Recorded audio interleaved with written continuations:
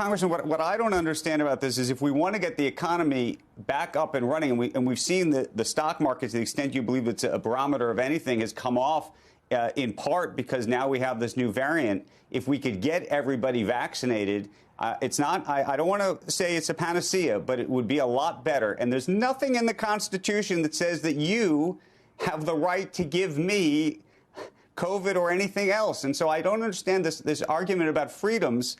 And on the other side of it, we're going to pay for it anyway. More than 40% of Americans are effectively insured by the government. Taxpayers are paying, Medicare, Medicaid paying for all of this. So there's an actual health care cost, and then there's an economic cost. And so I'm not sure. I don't understand why you wouldn't want to advocate for more people to. Let's remember, right, the Constitution does still exist, despite the headwinds that we've had in the last 2 years and the encroachments on the Constitution. It still does exist, so that we do have rights. It's the First Amendment, the 10th Amendment protecting us against federal mandates like this, the 14th Amendment, and the reality is, kill my mother. The rights are that you can't. The right is right, but you do not have the right. I'm not killing her mother.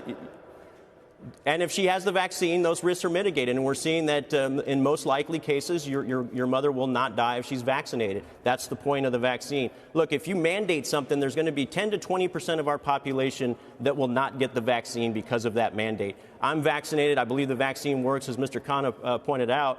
But the reality is that there's a big chunk of our population that as soon as the federal government tells them to do something, they will not do it. And if we turn a blind eye and pretend like those unintended consequences don't exist, we'll continue to see this problem get aggravated. We need to allow people to have the choice. We need to allow people to have access. We need to make it affordable, which we have. We've made it accessible, which we have through Operation Warp Speed. As long as 20% of Americans are deciding that they're not going to get vaccinated, we're going to continue to have new variants that are going to emerge, and we're going to be living with this in ways that I don't think people understand or understand the costs, both the health costs and the economic ones.